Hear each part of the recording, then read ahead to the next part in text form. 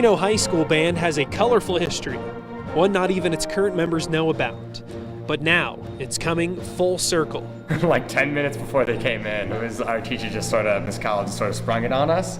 She's like, so we've got some really cool people coming to talk to us, and I was like, wow, that sounds awesome. All right, so I'm gonna allow them to introduce themselves to you. More than 50 years ago, Walt Disney was in charge of organizing the opening and closing ceremonies at the 1960 Squaw Winter Olympics. So he decided to invite the Reno High School Band to help kick off the 8th Winter Games. Now, 6 from that 1960 group are back home. I was no more than 5 feet away from all the Russian athletes with their big bearskin hats, and I thought, you know, this is a historic event and something that I don't think any of us here will ever forget. We were having a winter like this with no snow to speak of, and the world was showing up, and it was the day before it really started snowing. Well, we were back the next day and it was still snowing. Until 1:45 in the afternoon, and at that time the sky just opened up magically for an hour. They certainly weren't alone. Dozens of high school bands from California played,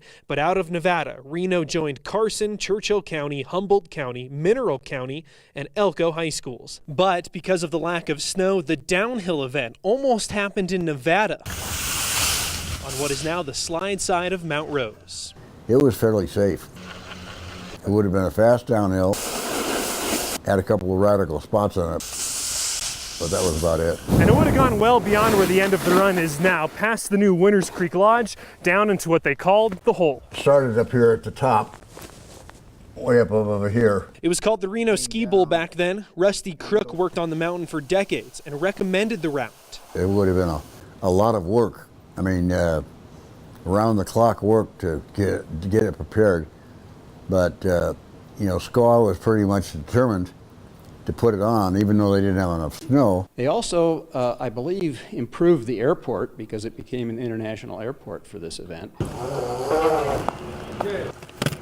Skiing, winter sports, snow, it's all in our DNA, and it all goes back to 1960, and that's when this terminal was built in honor of the Olympics. We had to have an airport to land athletes coming in from around the world. Before the Squaw Games, the then Cannon Airport in Reno was a Quonset hut with a few runways and hangars. The terminal was built in time for the 1960 Olympics and has grown into what it is today. But still, those skiing routes are well represented throughout the airport, including the flags of all 30 participating countries hanging above. They put this region on the map for winter sports, but also it introduced this region to so many people. The beauty of this area. So once it was introduced, we had the airport here to accommodate those larger aircraft. It changed the game for this entire region, and the airport was part of that. This is me and Kurt. Wow. So it's out with the old and in with the new. That's for both the Olympics and the Reno High School Band. But the two can still come together every now and then. For Knowing Nevada, I'm Ryan Kern.